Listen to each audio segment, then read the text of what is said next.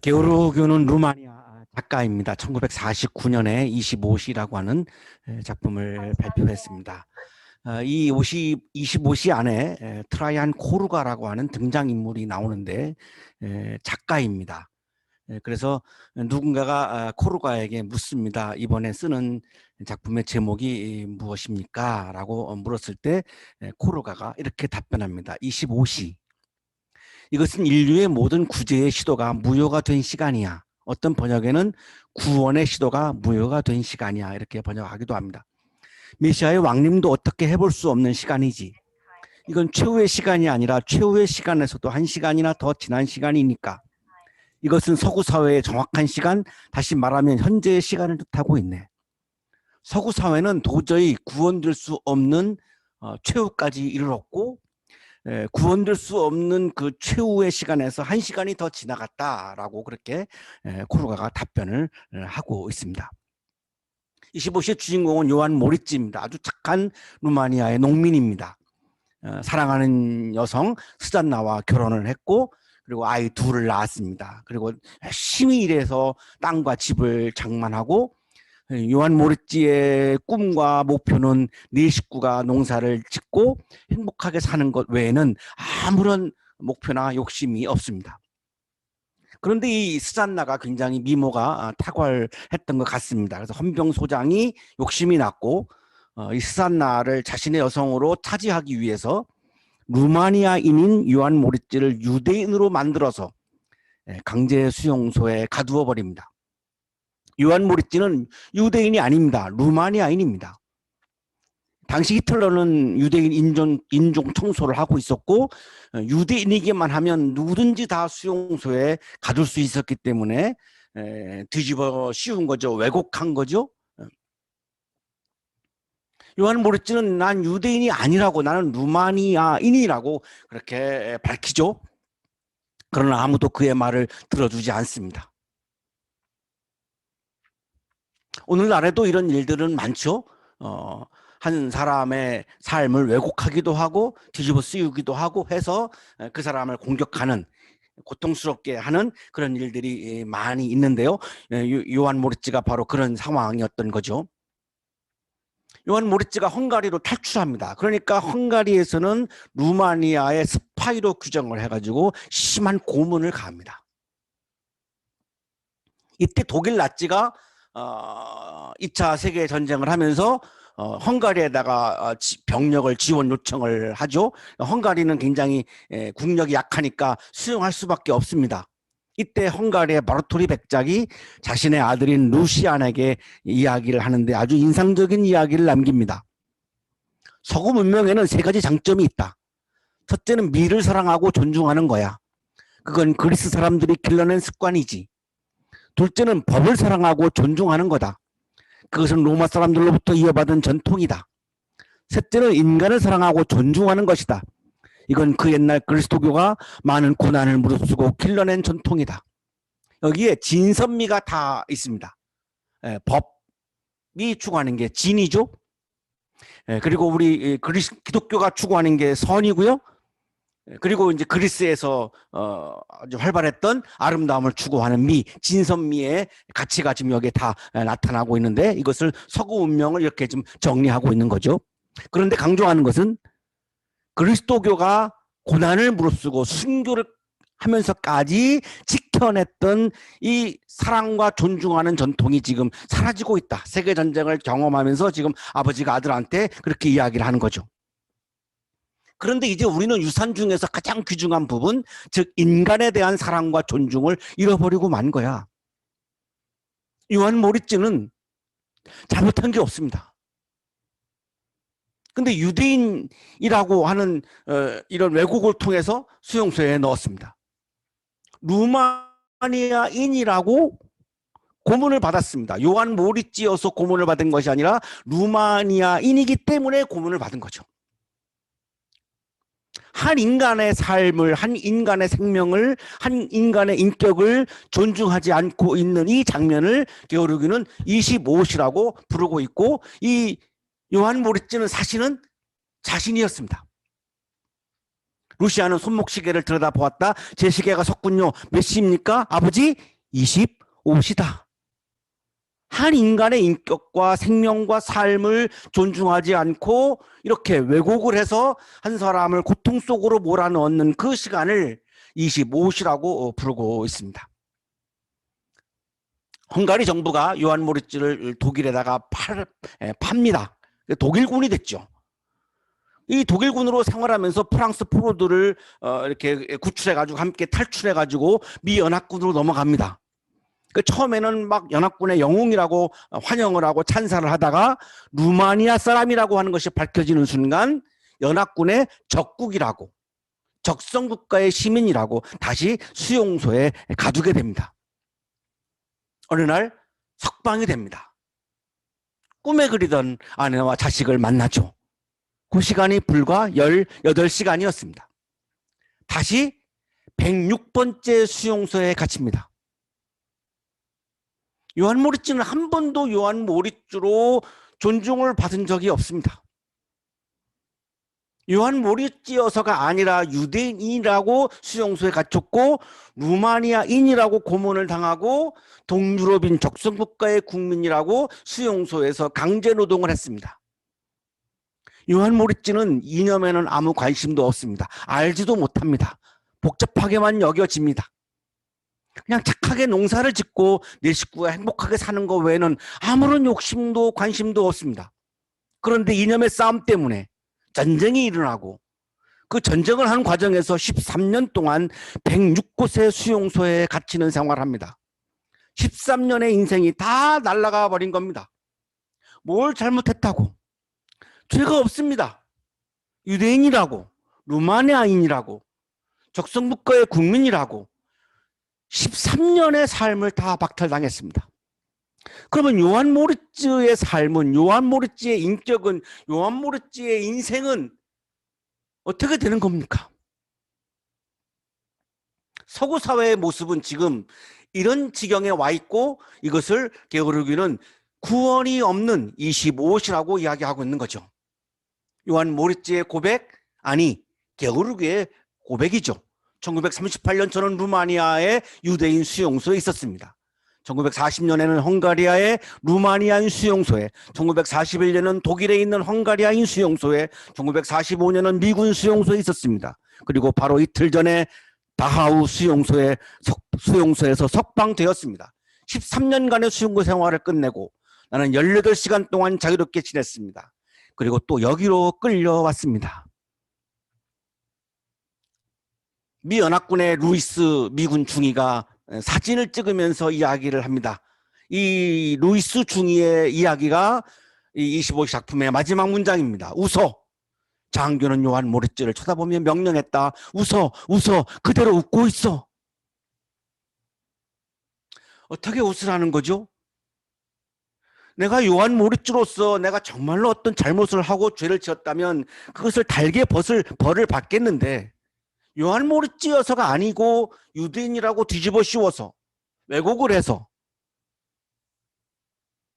수용소에 넣어버리고 루마니아인이라고 고문을 하고 적성국가의 시민이라고 수용소에 가두어서 강제로 노동을 시키고 그 상황에서 가족을 18시간밖에 만나지 못하고 다시 이유도 모르는 채 영문도 모르는 채 수용소에 갇히고 있는 요한 모리츠가 어떻게 웃을 수 있겠습니까? 도저히 웃을 수 없는 이 시점을, 이 장면을 게오르기는 25시라고 부르고 있는 거죠. 요한 모리츠는 한 인간으로, 한 인격으로, 한 생명으로 존중받지 못하는 25시의 웃음을 강요당하고 있었습니다. 오늘날 우리 사회에서도 한 인간이 한 인격을, 한 생명을, 한 인간의 삶을 존중받지 못하고 뒤집어 씌워서 왜곡을 해서 엄청난 고통을 안겨주는 일들이 우리 사회에도 존재하죠. 그거를 게오르기는 25시라고 부르고 있습니다. 오늘 우리는 요한복음 19장에서 30즈음을 살았던 30대 초반을 살았던 청년 예수가 한 인간으로서 인격을 존중받지 못하고 배척당하고 정죄를 받고 살해당하는 죄가 없는데도 불구하고 죄인으로 몰아서 왜곡시켜서 뒤집어 씌워서 살해당하는 장면의 말씀을 오늘 우리는 만나고 있습니다.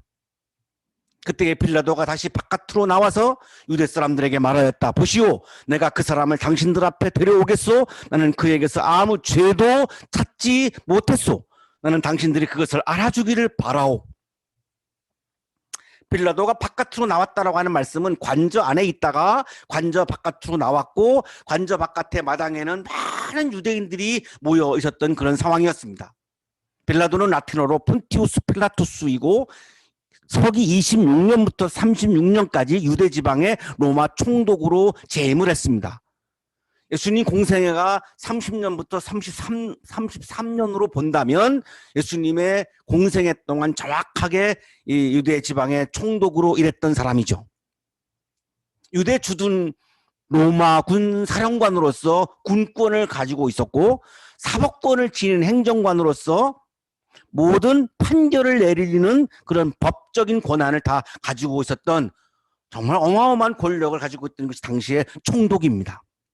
이때 당시 로마 황제는 14년부터 37년까지 재임한 2대 황제 티베리우스입니다. 그러니까 티베리우스가 빌라도를 로마의 총독, 유대 지방의 로마 총독으로 임명을 한 거죠. 이 당시에 빌라도가 로마 황제에게 보고한 보고서가 남아 있습니다. 현재 터키에 있는 성 소피아 성당에 50권에 해당하는 빌라도의 보고서가 아직 남아 있습니다. 그 중에 한 부분을 인용을 하겠습니다. 그는 범죄함으로 어떤 법을 어김으로써 또 누구를 그릇되게 함으로써 비난을 산 적이 없었습니다. 이 모든 사실은 그를 지지하였던 사람뿐 아니라 그를 대항하였던 수많은 사람들까지도 인정하고 있습니다. 빌라도가 로마 총독으로서 티베리우스 황제에게 보고했던 보고서에 있는 문장입니다. 그 문장 안에 빌라도가 보고한 공식 보고서에 보면 예수는 법을 어긴 적이 없다라고 얘기를 하고 있습니다. 법을 어겨서 사람들로부터 비난을 산 적이 없다고 보고하고 있습니다. 그것은 지지했던 사람들도 그렇고 예수를 죽이려고 했던 사람들까지도 죄가 없다라고 하는 것을 알고 있었다라고 보고하고 있습니다. 본인이 보기에도 죄가 없다라고 보고하고 있는 거죠. 그래서 오늘 본문에 이렇게 돼 있죠. 나는 그에게서 아무 죄도 찾지 못했소. 나는 당신들이 그것을 알아주기를 바라오. 예수를 죽이려고 하는 많은 유대인들을 향해서 빌라도가 얘기하는 거죠. 나는 이 청년에게서 아무 죄를 발견하지 못했소. 여러분도 이것을 좀 알아주기를 바라오. 죄가 없어. 나보고 어떻게 하라는 것이요. 예수가 가시관을 쓰시고 자색 옷을 입으신 채로 나오시니 빌라도가 그들에게 보시오 이 사람이요 하고 말하였다. 여기 자색 옷은 무슨 예복 같은 것이 아니라 당시에 로마 군인들의 군복입니다. 우리가 영화를 보면 로마 병장들이 이렇게 자색 망토 같은 거를 이렇게 두르고 있는 것을 우리가 보고 있는데요. 예수님에게 지금 로마 군인의 제복을 입힌 겁니다. 조롱하는 거죠. 그리고 빌라도가 그들에게 사람들한테 말하죠. 보시오 이 사람이요. 요게 유명한 라틴어에 있는 에케 호모라고 하는 말이죠. 보시오 이 사람이요. 이 에케 호모라고 하는 이 제목으로 많은 수많은 화가들이 그림을 그렸습니다. 아주 유명한 대목입니다. 보시오 이 사람이요. 저는 그렇게 읽습니다. 여러분 이 청년 예수를 보시오. 이 사람이요. 죄가 없는 바로 그 예수요. 라고 하는 죄가 없다라고 하는 것을 강조하는 것으로 저는 그렇게 들립니다.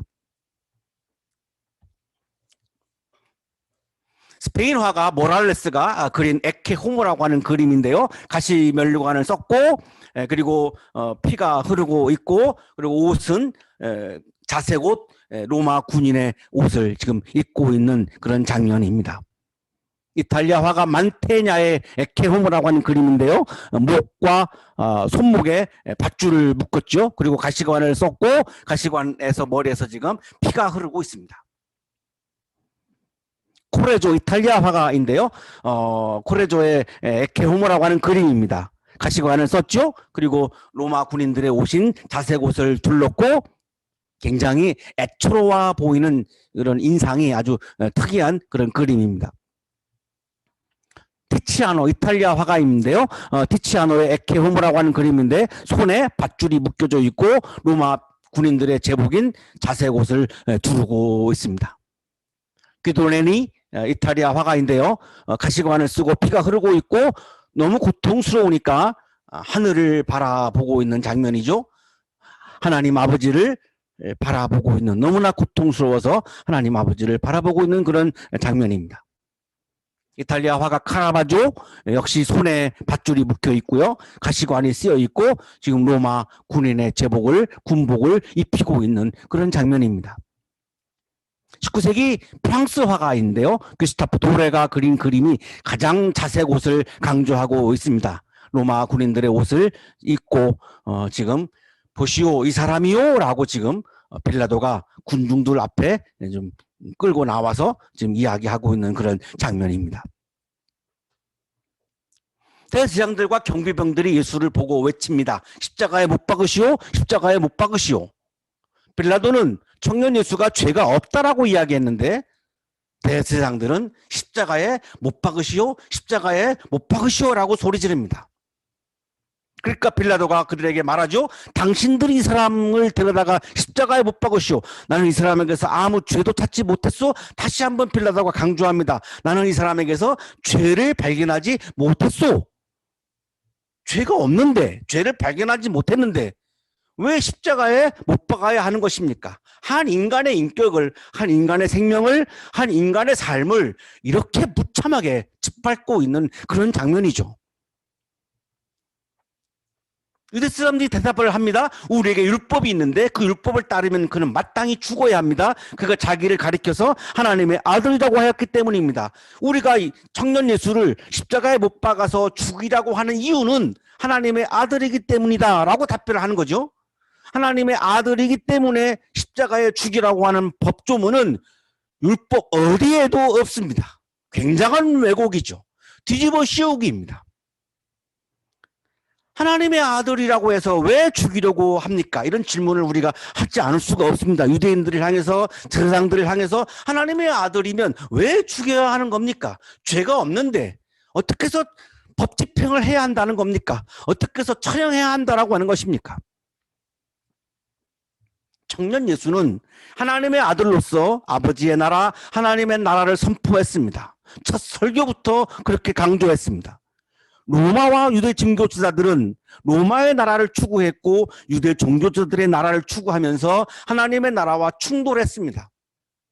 자기들의 속셈을 드러내고 말았어요. 우리가 예수를 죽이려고 하는 것은 하나님의 아들이기 때문에 하나님의 아들로서 하나님의 나라를 강조하니까 나의 나라를 만드는 것과 충돌하기 때문에 우리는 이 자를 죽여야 하겠다는 겁니다. 죄가 있어서 처형을 하는 것이 아니라 나의 나라를 방해하니까 죄를 만들어서 죄를 뒤집어 씌워서 죽이겠다라고 답변하고 있는 거죠. 죄가 없는 한 인간의 생명, 한 인간의 인격, 한 인간의 삶은 전혀 중요하지 않다는 겁니다. 죄가 없다는 것도 중요하지 않다는 겁니다. 죄가 있냐 없냐 하나도 중요하지 않다는 것입니다. 오로지 나의 나라만이 중요하다는 것입니다. 빌라도가 말합니다. 14절에서 분위기가 바뀌죠. 보시오 당신들의 왕이요.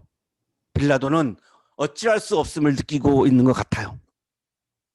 갑자기 예수는 하나님 나라의 왕이라고 했는데 갑자기 당신들의 왕이요 정치적인 왕으로 둔갑시킵니다.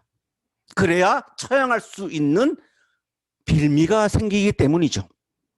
빌라도가 아주 비겁한 장면이 14절부터 빌라도의 마음이 바뀝니다. 죄가 없다라고 계속 강조하더니 이제는 보시오 당신들의 왕이요 정치적인 왕으로 둔갑시켜서 왜곡시켜서 처형을 하려고 하는 그의 마음을 드러내고 있습니다. 유대인들이 외칩니다. 제사장들이 외칩니다. 없애버리시오 없애버리시오 그를 십자가에 못 박으시오. 이렇게 손쉽게 한 인간을, 한 생명을, 한 인격을 이렇게 없애버릴 수가 있다라고 생각하는 것. 한 사람의 인생을, 한 사람의 인격을, 한 사람의 생명을 이렇게 손쉽게 제거할 수 있다고 생각하는 것, 그것을 게으르기는 25시라고 부르고 있는 것이죠. 당신들의 왕을 십자가에 못 박으란 말이오.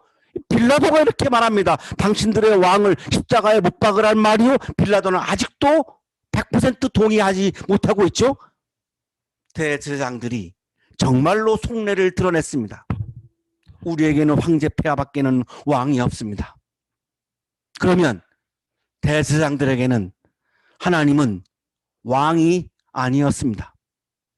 하나님이 주인이 아니었습니다. 그러면 제사장직을 왜 하고 있습니까? 제사장직은 하나님께 제물을 드리고 제사를 드리는 일을 하는 사람들인데, 하나님이 왕이 아닌데 왜 제사 드리는 일을 하고 있습니까? 전혀 제사장들의 마음속에는 하나님을 왕으로 섬기는 그 마음이, 주인으로 섬기는 마음이 전혀 없습니다. 그런데 제물을 드리는 제사를 집행하면서 거기서 권력을 얻고 물질을 얻는 일을 하고 있는 건데 속내를 완전히 들키고 있습니다. 한 생명을, 한 인간을 죄가 없는데도 자신만의 나라를 위해서 무참하게 없애버리라고 소리치고 있는 유대인들. 빌라도는 청년 예수가 정치적인 왕이라고 주장하는 것이 아니라고 하는 것을 다 알면서도 정치적인 왕으로 주장한다고 몰고 가고 있는 장면. 대제사장들은 드디어 하나님이 왕이 아니고 로마 황제가 왕이고 자신들의 왕임을 드러내고 있는 이러한 장면들. 이게 바로 게오르기가 말하고 있는 25시입니다. 하나님이 왕이신, 하나님께서 주인이신, 하나님께서 주권을 가지신 하나님의 나라를 거부하면서 로마 황제가 왕이라고 말하면서 자신들이 왕이라고 하는 마음을 가지고 있으면서 성전에서는 하나님께 제사를 드리면서 권력과 물질을 누리고 있는 제사장들. 우리는 이것을 위선이라고 부릅니다. 이 일을 하지 말아야죠. 하나님을 왕으로 인정하지 못하겠으면 최소한 이 일을 하지를 말아야죠.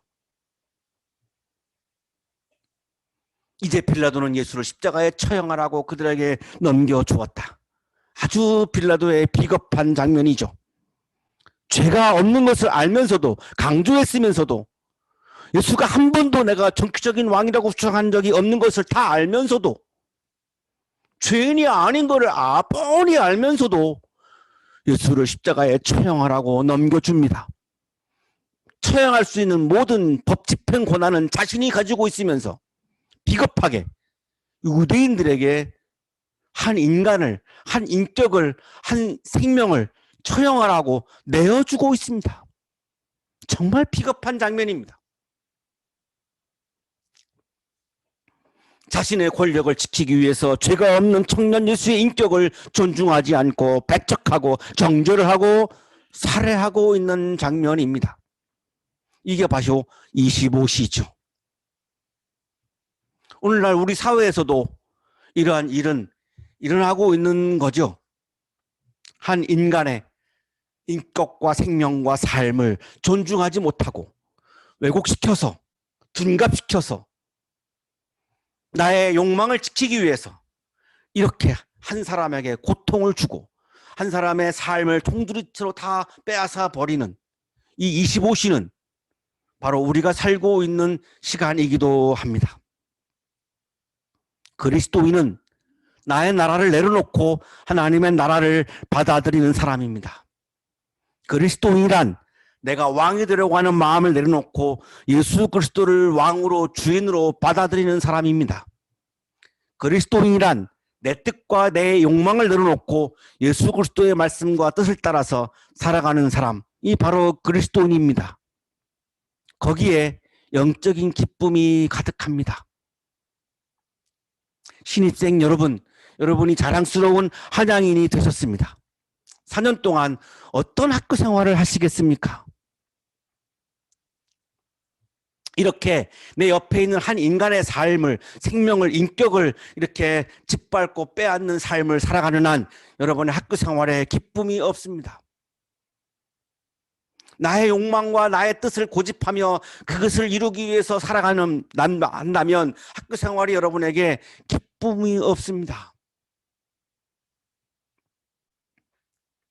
여러분의 학교 생활이 행복한 학교 생활이 되기 위해서는 내 욕망과 내 뜻을 내려놓고 내가 왕이 되려고 하는 마음, 내가 주인이 되려고 하는 마음을 내려놓고 예수 그리스도의 말씀과 뜻을 따라서 오늘도 묵묵하게 한 발자국 한 발자국 예수의 말씀을 따라서 예수를 왕으로 모시고 예수를 주인으로 모시고 그 예수의 말씀을 따라서 한 발자국 한 발자국 옮겨가는 그런 학교 생활을 하실 때에 4년 동안 여러분에게 영적인 기쁨이 충만하고 여러분의 삶에 열매가 가득하고 우리 학교를 졸업하는 그 졸업하는 순간에 감사와 기쁨이 넘쳐날 수 있습니다. 여러분의 학교 생활에 영적인 기쁨이 가득하기를 주님의 이름으로 축복합니다. 기도드리겠습니다.